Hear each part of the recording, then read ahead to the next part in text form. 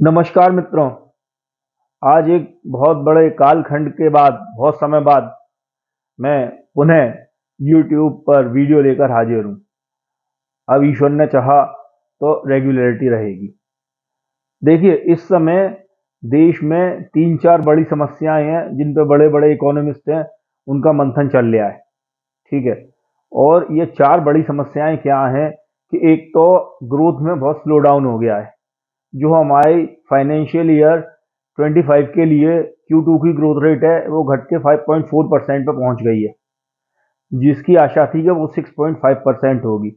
ये 2-2.5 साल में सब में कम दर है जिस पर कि हमारी अर्थव्यवस्था ग्रो हुई है। दूसरा एक बहुत बड़ा कारण है जो समस्या का कारण बन रहा है कि गिरते हुए फॉरेन एक्सचेंज रिजर्व। जो खबर आई है कल कि 10 महीने के निचले स्तर पर फॉरेक्स रिजर्व पहुंच गए हैं। तीसरी समस्या है गिरता हुआ शेयर बाजार, जो कि 27,500 से गिर के 23,500 पे आ गया है। और चौथी एक जो प्रॉब्लम दिखाई दे रही है वह है लुढ़कता हुआ रुपया, जो कि एक बार को कल 86 के भी पार चला गया था, फिर उन्होंने रिकवरी करी तो 86 के अंदर आ गया है। शायद 85 रुपये 97 पैसे पे बंद हुआ है। देखिए मित्रों, ये चारों प्रॉब्लम है, ये इंटरलिंक्ड है, इंटर रिलेटेड है। ये एक जैसे पासा होता है उसके कई आयाम होते हैं ना, 6 आयाम होते हैं, तो ये एक ही समस्या के 4 समस्याएं दिख रही हैं। और एक समस्या सोल्व होगी तो ये चारों समस्याएं सोल्व होंगी। वो प्रॉब्लम कौन सी है? वो प्रॉब्लम है ग्रोथ स्लो डाउन। ग्रोथ है वो काफी नीचे गिर गई। वर्ष फाइनेंशियल ईयर 23-24 में हमारी इकोनॉमी ग्रो हुई थी 8.2% से, और 8.2% से Q2 पे आ गई 5.4% पे। तो सब लोग शौक में है कि भारतीय अर्थव्यवस्था में स्लो डाउन तो नहीं हो रहा। अब मित्रों पे तो मैं बताऊंगा कि ये जो हमारी ग्रोथ रेट है ये इतनी कम हुई है, इसके पीछे क्या कारण है और भविष्य में क्या आसार है, और ये कैसे चारों समस्याएं इंटरलिंक्ड है। तो पहले मैं बताता हूँ ग्रोथ स्लो डाउन कैसे हुआ। देखिए, ग्रोथ स्लो डाउन क्या हुआ, जब चुनाव हुए तो Q1 और Q2 में उतनी स्पेंडिंग नहीं हो पाई गवर्नमेंट के द्वारा जितनी होनी चाहिए थी, जितना एलोकेशन था, क्योंकि सरकार चुनाव में व्यस्त रही और चुनाव के बाद सरकार के गठन हुआ। उस समय उतने त्वरित गति से निर्णय नहीं लिए जा सके, इसलिए कैपिटल स्पेंडिंग नहीं हुई, तो ये स्लो डाउन हो गई। ये एक बहुत बड़ा कारण था। दूसरे क्या होता है, Q2 में हमेशा श्राद्ध पक्ष पड़ता है। श्राद्ध पक्ष में जो हिंदू कम्युनिटी है वो कोई नई चीज खरीदने से, कोई नया कार्य करने से बचती है। लोग मितव्ययी हो जाते हैं, कम खर्च करते हैं, तो वो स्पेंडिंग नहीं हुई, डिमांड कम हो गई, इसलिए प्रोडक्शन कम हुआ। ये भी एक कारण था।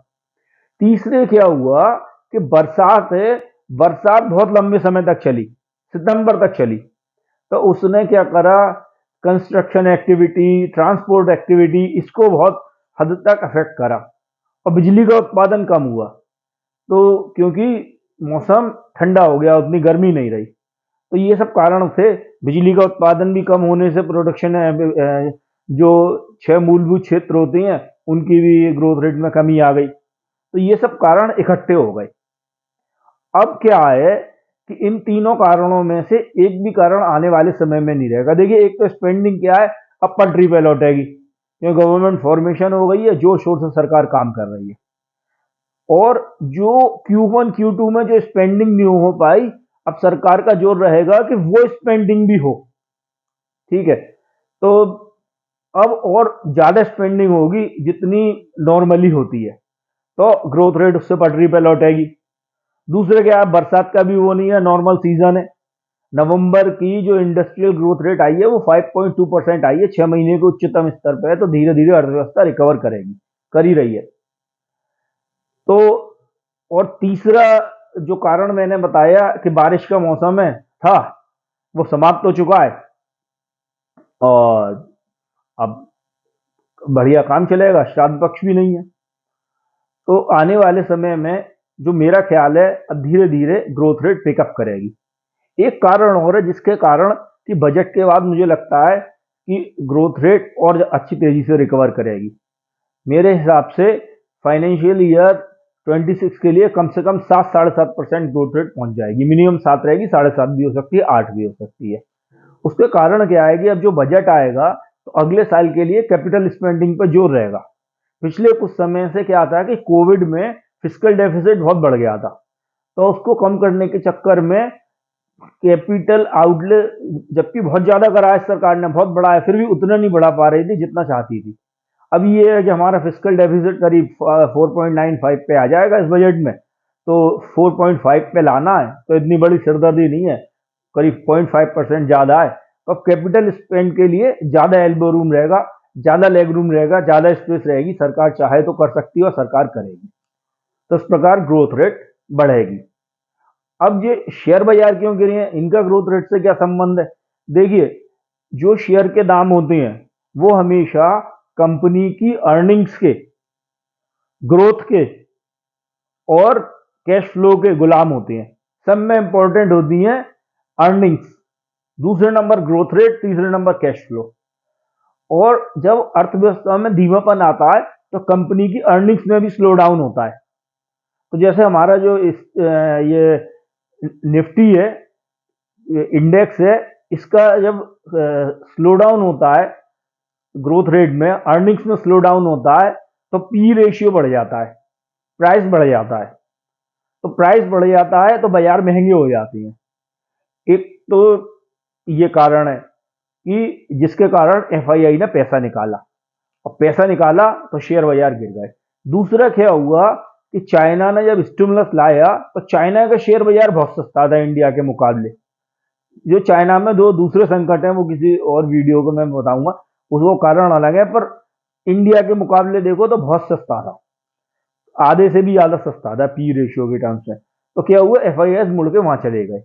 और देखिए, जिस बाजार में प्रॉफिट होगा उससे निकालेंगे, और भविष्य में जिसमें प्रॉफिट होने की आशा होगी उसमें डालेंगे। भारत ऑलरेडी इंडिया में इतनी पीक पे पहुंच चुका था कि अब ज्यादा दिख नहीं रहा था कि आगे और बढ़ सकता है, तो उन्होंने पैसा निकाला। और देखिए, ये जैसे लगता है कि उन्होंने बहुत पैसा निकाला, tens of billions of dollars निकाले, कोई बहुत ज्यादा नहीं निकाला, क्योंकि उनकी टोटल होल्डिंग्स ही 950 बिलियन डॉलर्स के ऊपर चली गई हैं। तो अगर वो 10% भी पैसा निकाल लें, 10% कुछ नहीं होता, तो वो भी 95 बिलियन डॉलर होता है। तो ऐसा लगता है बहुत पैसा निकाला, परंतु अब क्या है कि उनकी जितनी बिकवाली थी वो करीब करीब खत्म होती जा रही है। तो शेयर बाजार है, अब मेरे ख्याल से एक आध महीने में स्थिर होके और ऊपर चलेगा। दूसरे शेयर बाजार के गिरने का कारण क्या है कि जो यूएस के प्रेसिडेंट महाशय डोनाल्ड ट्रंप जी आ रहे हैं, उनने जो लंबी चौड़ी बातें करी हैं, चाइना पे 100% टैरिफ्स लगा लेंगे, इंडिया पे लगा देंगे, मैक्सिको पे लगा देंगे, तो बाजार अनिश्चितता पसंद नहीं करता है। तो बाजार देख रहा है कि ये डोनाल्ड ट्रंप आने के बाद क्या करते हैं। और मेरे ख्याल से ये इतनी भयानक पॉलिसीज लाएंगे नहीं, चुनावी भाषण अलग होता है, असल में लागू करना अलग होता है। जबकि उनके पास इस समय बहुत पावर है, वो खुद भी जिस पार्टी के हैं, वहां पर कांग्रेस भी उसी पार्टी का, जैसे यहाँ पार्लियामेंट होता है वहां कांग्रेस होता है यूएस में, तो बहुत बहुत शक्तिशाली है। पर वो ऐसा करेंगे नहीं, क्योंकि इससे अमेरिका को भी बहुत हार्म होगा। तो अब ये 21 जनवरी के बाद बाजार देखेगा कि क्या हाल है। 1-1.5 महीने में जब कोई ऐसी बहुत भयानक पॉलिसीज नहीं आती हैं, दोबारा चढ़ना चालू कर देगा। तीसरे कारण है जो शेयर बाजार गिर रहा है, इस समय आईपीओ बहुत आ रहे हैं।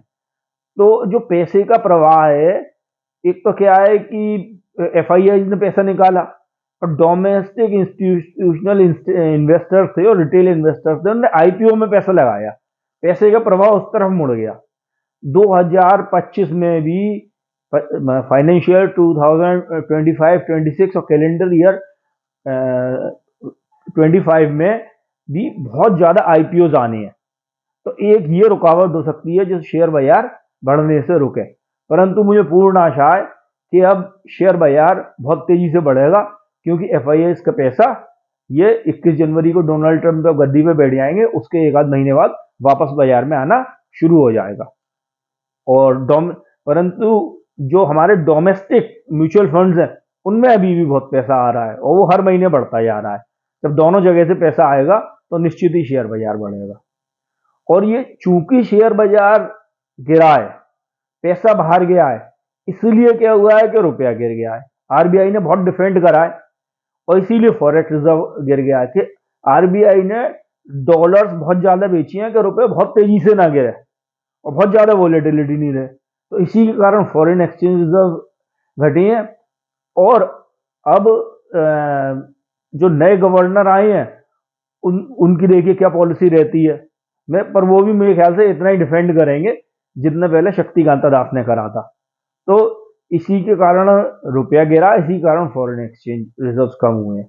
और देखिए एक चीज और है जो अर्थव्यवस्था में तेजी लाएगी, अभी ब्याज दरें अपने उच्चतम स्तर पे हैं, मेरे ख्याल से फरवरी से ब्याज दरें कम होना चालू हो जाएंगी। और ब्याज दरें जब एक आध साल में, 1.5 साल में करीब 1.5-2% घट जाएंगी तो उससे बहुत बड़ा बूस्ट मिलेगा। ये बात सही है कि जब ब्याज दरें घटती हैं तो उनका जो प्रभाव है 6 से 9 महीने के अंतर में दिखाई देना चालू होता है, परंतु ये सारे फैक्टर सब मिलके, जैसे गवर्नमेंट की बढ़ी हुई स्पेंडिंग, ब्याज दरों का कम होना और अब नॉर्मल प्रकार से बाजार का चलना, प्लस अंतरराष्ट्रीय स्थिति अगर कुछ सुधरती है, जैसे अभी तो यूरोप में करीब करीब मंदा है, स्टेगनेंट है, चाइना में डिफ्लेशन है, अगर ये सब सुधरता है तो वो भारत की अर्थव्यवस्था में करीब आधा परसेंट 1% एक्सपोर्ट सुधरते हैं, वो और एक काम करेगा। अब ये उस पर निर्भर करेगा कि बाहरी स्थिति क्या होती है, उसका आकलन क्या है, उसके लिए मैं एक अलग से वीडियो बनाऊंगा। इस प्रकार आने वाला समय है, मेरे ख्याल से अब हम अपने बिल्कुल निचले पायदान पे, इससे नीचे जाने की कोई गुंजाइश नहीं है। फॉरेन एक्सचेंज रिजर्व हो सकता है 10-20 बिलियन डॉलर और कम हो जाए, रुपया 87 87.5 पे पहुंच जाए 1-2 महीने में, और शेयर बाजार 200-400-500 पॉइंट और गिर जाए, इससे ज़्यादा कुछ नहीं है। इसके बाद फिर अपसाइड ही अपसाइड है सब जगह। धन्यवाद मित्रों, इसी के साथ मैं अपनी वाणी को विराम देता हूं और वीडियो समाप्त करता हूं।